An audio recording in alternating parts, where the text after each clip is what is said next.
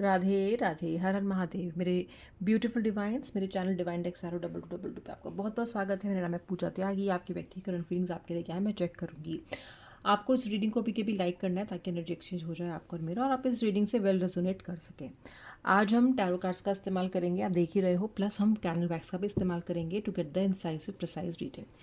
आज मैं कार्ड्स पहले नहीं निकालूंगी, आज मैं कार्ड साइमल्टेनियसली निकालूंगी अलॉन्ग विद द वैक्स। ठीक है, तो I will be keeping, I'm just shuffling this and keeping this deck here. Okay, और मैं ये as and when I need I will take out the cards. Okay, आपको मैं राशियाँ बताऊंगी, आपको मैं आपके व्यक्ति के अगर मूलांक दिखेंगे तो मैं आपको वो भी बताऊंगी। बेसिकली जो भी मुझे समझ में आएगा, जो भी मुझे दिखेगा वर्थ एक्सप्लेनिंग होगा, वो मैं आपको सारी डिटेल्स आपके साथ शेयर करूँगी। ठीक है, चलिए स्टार्ट करते हैं। सो सबसे पहले दो कार्ड्स। ओके, यहाँ पे पहला कार्ड आ रहा है गिल्ट। अच्छा, अपने व्यक्ति का नाम मन में जब लोगे ना तो पॉजिटिव स्टेट ऑफ माइंड में लेना। ठीक है, तो दो कार्ड्स यहाँ पे आ चुके हैं। एक कार्ड आ रहा है द गिल्ट और दूसरा कार्ड आ रहा है यहाँ पे एग्जॉशन का। देखते हैं वैक्स क्या कह रहा है ताकि मैं राशियाँ वगैरह पता कर सकूँ। देखो, मुझे स्कॉर्पियो पाइसेस तो दिखाई दे ही रही है। ओके, और कैंसर राशि भी दिखाई दे रही है कि कर्क राशि। उसके अलावा मुझे यहाँ पे मीन मकर सॉरी एरीज यानी कि कुंभ राशि और टॉरस भी दिखाई दे रही है यानी कि वृषभ राशि। ओके, इसके अलावा मिथुन जेमिनाई भी यहाँ पे मुझे काफ़ी ज़्यादा दिखाई दे रही है, एंड सेजिटेरियस भी दिखाई दे रही है। यहाँ पे नंबर 7, नंबर 4 दिख रहे हैं, जो नंबर 9 कार्ड पे भी नंबर 8, नंबर 9 दोनों दिख रहे हैं मुझे। उसके अलावा यहाँ पे नंबर 1 भी दिख रहा है, मूलांक हो सकता है आपका, आपके व्यक्ति का भी हो सकता है। लेटर एल दिखाई दे रहा है मुझे। ओके, आज तो मुझे लेटर वी भी दिखाई दे रहा है, ऐसा letter V. Okay, letter V दिखाई दे रहा है मुझे यहाँ पे। और मुझे दिखाई दे रहा है यहाँ पे कि आपको यू आर समवन, आप स्पेशली आप कोई ऐसे इंसान हो सकते हो जो कि कैजुअली ड्रेसअप होना पसंद करते हैं, यानी कि आपको बहुत चमक धमक या बहुत अधिक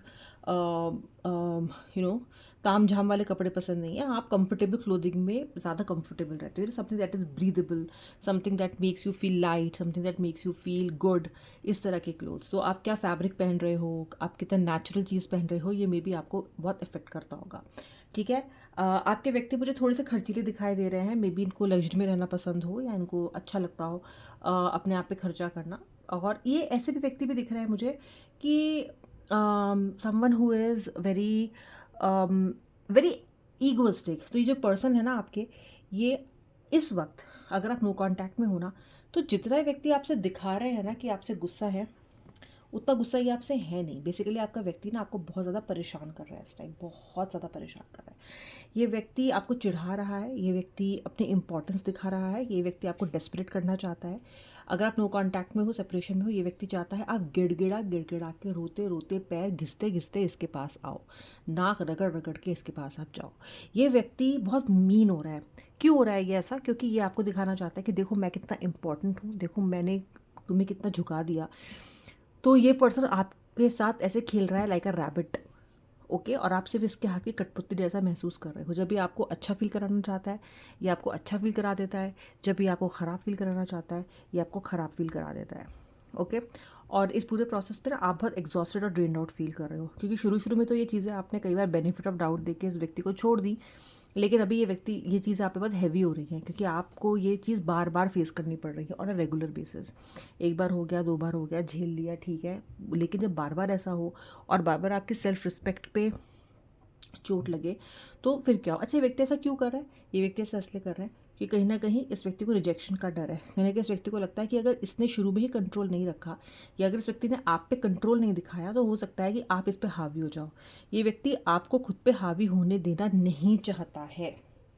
ओके, ये व्यक्ति नहीं चाहता है कि आप इस पे हावी हो जाओ। व्यूवर, यहाँ पे मुझे अबंडेंस और ट्रस्ट का कार्ड दिखाई देता है। मुझे ऐसा लगता है कि इस रिलेशनशिप के बिगनिंग में आपने अपने व्यक्ति पे बहुत ज़्यादा ट्रस्ट किया है, बहुत ज़्यादा। आपने इस व्यक्ति को अपना सब कुछ सौंपा है, आपने इस व्यक्ति पे पूरा विश्वास किया है। जब भी आपको ग्रे एरियाज भी दिखे हैं इस रिलेशनशिप में, तो भी आपने ये सोच के आप आगे बढ़े हो कि नहीं यार सब कुछ ठीक हो जाएगा। आपने बहुत ऑप्टिमिज्म रखा है इस कनेक्शन में। ओके, हालांकि आपके व्यक्ति ने दिखाया है साफ कि मे बी आप गलती कर रहे हो या आपको उस पर भरोसा नहीं करना चाहिए, लेकिन फिर भी आपने भरोसा किया है। ओके, तो मुझे लगता है कि आपने इस रिलेशनशिप की शुरुआत भी एक लीप ऑफ फेथ के साथ की थी और आप इस रिश्ते में बड़े भी बहुत भरोसे के साथ हो। आपने इस रिश्ते में अबंडेंस की बहुत उम्मीद की थी। आपने उम्मीद की थी कि ये रिश्ता आपको वो सब कुछ देगा जो आपको आपकी ज़िंदगी के बाकी रिश्ते या आपको अपने एक्स रिश्तों से नहीं मिले। ओके, बिकॉज आप एक ऐसे व्यक्ति हो जो रिश्तों के मामले में ज़रा गरीब ही रह गए हो। ओके, आप रिलेशनशिप से बहुत ज़्यादा देते हो, बहुत ज़्यादा आप रिलेशनशिप में कंट्रीब्यूट करते हो, लेकिन उसके बदले में आपको कुछ खास मिलता नहीं है। ओके, बिल्कुल भी, मतलब जैसे झूठन मिल जाती है ना, जैसे हम टेबल स्क्रैप्स कहते हैं। ओके, जैसे डॉग्स होते हैं, आपका पेट है, आप वो बैठा है, आपने कुछ उठाया, खाने का टुकड़ा तोड़ा, उसको डाल दिया, राइट, उसको बोलते हैं टेबल स्क्रैप्स। अब आपको ऐसे ही व्यक्ति ट्रीट करता है कई बार। Okay, I am not comparing you to the animal, I am comparing your situation to be pathetic and deprived, क्योंकि आप इस कनेक्शन में ओवरऑल बहुत अच्छे रिलेशनशिप में, बहुत अच्छी एनर्जीज़ में, बहुत अच्छे कमिटमेंट में, पूरे पार्टिसिपेशन के साथ रिश्ते को जीना चाहते थे। यानी कि आपने इस कनेक्शन पे इतना कुछ दाव पे लगा दिया। जैसे कि मैं बोलूँ ना, आप मुझे ये बोलोगे, अगर मैं आपसे पूछूँ आपका कनेक्शन कैसा, तो आप बोलोगे मैम मेरे पास ना पीछे मुड़ के जाने का, वापस लौटने का मैंने को रास्ता ही नहीं छोड़ा अपने लिए, क्योंकि मैंने इस व्यक्ति में अपना सब कुछ इन्वेस्ट कर दिया, एवरीथिंग। आप में से कुछ कुछ लोगों ने तो अपने करियर के बारे में भी नहीं सोचा इस व्यक्ति के सामने। तो आपने इतना कुछ दाव पे लगा दिया है ना कि आपके लिए वापस लौटना कठिन है, मुश्किल है।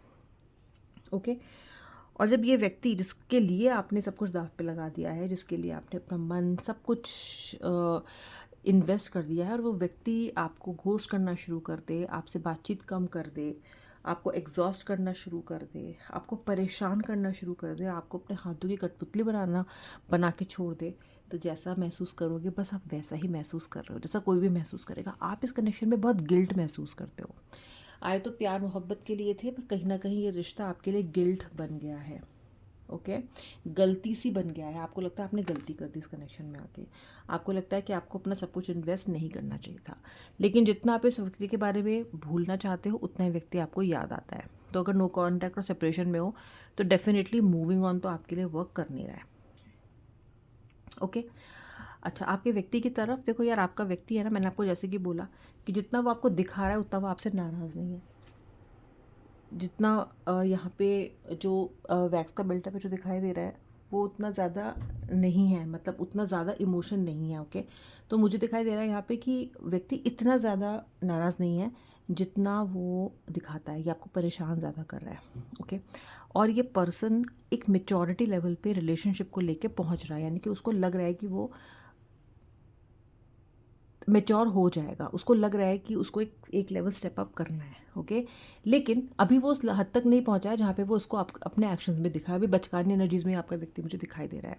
मुझे दिखाई देता है कि जो आपका पर्सन है वो कभी बहुत प्यारा हो जाता है और कभी बहुत रिबेल हो जाता है, यानी कि पल में तोला पल में माशा। आप कभी उसको बहुत अच्छा देखते हो और कभी आप उसको बहुत ख़राब देखते हो, यानी कि या तो न्यू मून है या तो फुल मून है।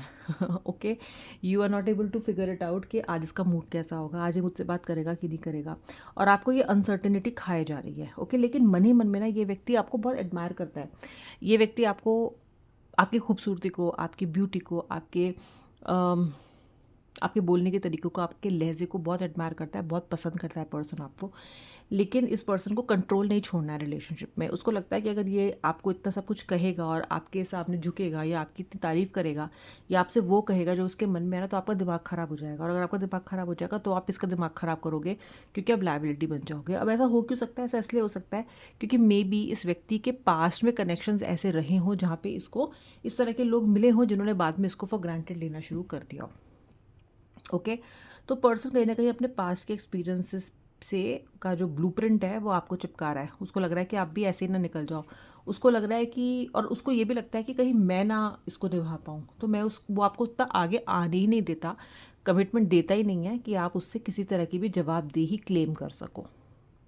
समझ रहे हो ना आपके व्यक्ति का क्या है थॉट प्रोसेस? देखो, अगर व्यक्ति का थॉट प्रोसेस समझ जाओगे तो व्यक्ति को हैंडल भी कर पाओगे।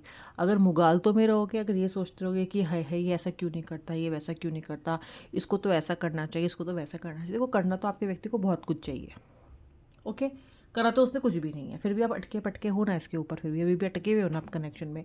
तो बार बार पास्ट में जीना छोड़ दो कि तब तो ये ऐसा था, अभी ऐसा कैसे बदल गया। बदल गया, बदल गया, मान लो बदल गया।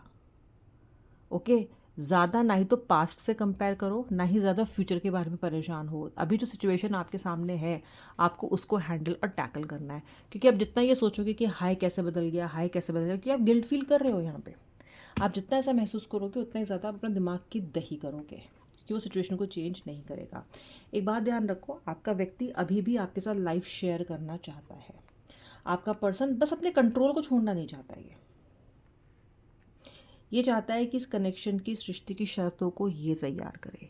ये अभी भी चाहता है कि इस रिश्ते में पूरा टोटल कंट्रोल इसका हो। ये भी चाहता है कि अम, आप इस पे हावी ना हो जाओ। ये जितने इमोशंस दिखाए आप उसमें खुश रहो। बेसिकली ये चाहता है कि ये जो आपको ऑफर करे आपको उसमें खुश रहना चाहिए।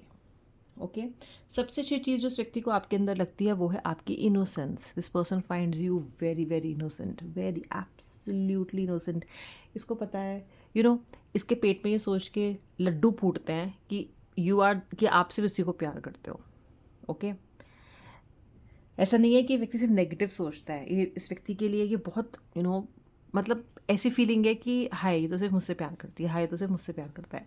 और ये सोच सोच के बहुत खुश होता है। लेकिन जो इनसे प्यार करता है, जो इनको एहसास कराता है कि कितने स्पेशल है, जो इनके लिए हमेशा बिछा रहता है, ओके जिसने अपनी सेल्फ रिस्पेक्ट, डिग्निटी सब छोड़ दी, उसी को ये थोड़ा सा आर्म ट्विस्ट करते रहते हैं, क्योंकि जोर इनका आप पे चलता है।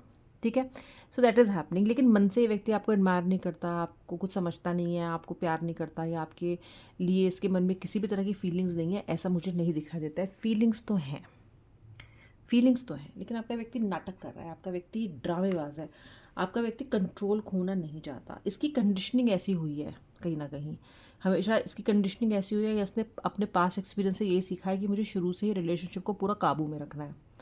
ओके और व्यक्ति को उतनी ढील नहीं देनी है कि वो अपनी चलाने लग जाए, या वो मुझसे कमिटमेंट की उम्मीद करने लग जाए। क्योंकि जहाँ उसने मुझसे कमिटमेंट की उम्मीद की और अगर मैं उस कमिटमेंट को पूरा नहीं कर पाई तो ये रिश्ता फिर ख़त्म हो जाएगा। Then again I will be a failure. Okay तो खुद को फेलियर नहीं दिखाने के चक्कर में आपका व्यक्ति बार बार आपको फेलियर दिखा रहा है। सत्य यही है और आप भी इस बात को जानते हो। ओके क्योंकि ये व्यक्ति नार्सिसिस्ट है, ये व्यक्ति बहुत ज़्यादा नेगेटिव है, और जहाँ पे आप इसे कन्फ्रंट करोगे वहीं ये आप पे इल्ज़ाम लगाना शुरू कर देगा। वहीं ये आपको ऐसा कर देगा जैसे कि आप मतलब इंसान ही नहीं हो। ऐसा बहुत बार हुआ है कि इसने आपको इंसान ही नहीं माना। तो अब आपको क्या करना चाहिए? What should you do? पूछोगे ना आप मुझसे कि मैम तो फिर मैं क्या करूँ? देखो हमेशा कुछ करने के लिए आर पार करना ज़रूरी नहीं होता। ठीक है तो ना तो मैं आपसे ये कहूँगी कि आप बैठ के रो, इसका इंतज़ार करो चौखट पे बैठ के एक दरिद्र व्यक्ति की तरह कटोरा हाथ में लेके। ना तो मैं ये कहूँगी आपसे, ना मैं आपसे ये कहूँगी कि आप कल ही कल मूव ऑन करो। पहले आप खुद पे फोकस करो। आप भी कोई परफेक्ट इंसान नहीं हो और अपने अपने लाइफ की आपने बैंड बजा लिया है। तो इस व्यक्ति से मूव ऑन करना है या नहीं करना है, वहाँ से फोकस हटाओ, बियॉन्ड इल्यूजन जाओ और अपने पे फोकस करो। आप ये सोचो कि आप कितने सौरों में हो और आप पहले क्या थे और अब आप क्या हो गए हो। जो आप पहले थे ना, पहले वहाँ लौटो। ओके इस रिश्ते का क्या करना है ये आपकी प्रायोरिटी अभी नहीं होना चाहिए, क्योंकि अभी ये व्यक्ति तो आपसे मूव ऑन करने के लिए रेडी नहीं है और अभी आप भी मूव ऑन करने के लिए रेडी नहीं हो। तो इस रिलेशनशिप का आर या पार करने के मामले में आप अभी अवेलेबल ही नहीं हो, आप कर ही नहीं पाओगे। ठीक है दूसरी बात है, ये व्यक्ति भी आपको पसंद करता है, आपको एडमायर करता है और ये परेशान कर रहा है, केवल आपको एग्जॉस्ट कर रहा है आपको, लेकिन फिर भी एक तरह का ट्रस्ट ही आपको करता है, एक तरह से प्यार ही आपको करता है। तो वहाँ पे गुंजाइश तो है, पर आपको अभी इसके बारे में कोई एकदम ड्रास्टिक डिसीजन लेने की ज़रूरत नहीं है। It is just my suggestion, बाकी जो आपको करना है करो, बट सजेशन यही है। ओके बैलेंस रखो। पहले जो हालत आपने अपनी कर ली है ना उसको बेटर करो, क्योंकि जिस तरह के आप हो ना अभी फ़िलहाल हालत में, आप किसी के प्रेमिका और प्रेमी बनने लायक रह भी नहीं गए हो। ये देखो आपको हीलिंग की सबसे ज़्यादा ज़रूरत है। ओके ये किस लायक है, ये किस लायक नहीं है वो छोड़ो, आप किस लायक रह गए हो ये सोचो। ठीक है हीलिंग की बहुत ज़रूरत है आपको। ओम तारे तम सोहा, ओम नमः शिवाय,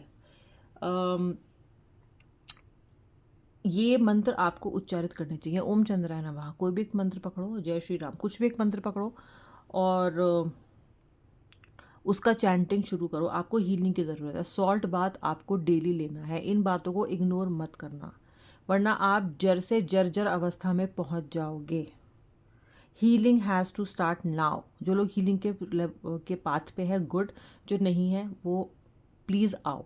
ठीक है क्या रीयूनियन के चांसेस दिखते हैं? हाँ जी बिल्कुल दिखते हैं। अबंडेंस का कार्ड आ गया था, बिल्कुल दिखते हैं। पर ट्रांसफॉर्मेशन की सख्त ज़रूरत है आपको भी और आपके पार्टनर को भी। अब आप ये तो कह नहीं सकते कि जब मेरा पार्टनर ट्रांसफॉर्म होगा तब मैं ट्रांसफॉर्म होंगी, अगर वो हील नहीं होगा तो मैं भी हील नहीं हूँ, क्योंकि ये बचकानी बात होगी। जितने बचकानी बात वो कर रहे हैं फिर से ज़्यादा आप कर रहे हो, क्योंकि healing is never bad. Never shy away from making your self better. आपको अपनी जर्नी नहीं रोकनी है किसी के लिए भी। मैं बार बार कहती हूँ, मैं बार बार कहती रहूँगी कि अपनी लाइफ जर्नी को प्रोडक्टिव बनाओ। एक व्यक्ति के पीछे पीछे मत रो, और एक व्यक्ति आएगा, और जब आने ही वाला है तो रो के क्या फ़ायदा। ठीक है, मूव ऑन करने की एनर्जी में तो आप हो नहीं, तो जस्ट रिलैक्स, रिलैक्स करो और अपने पे फोकस करो।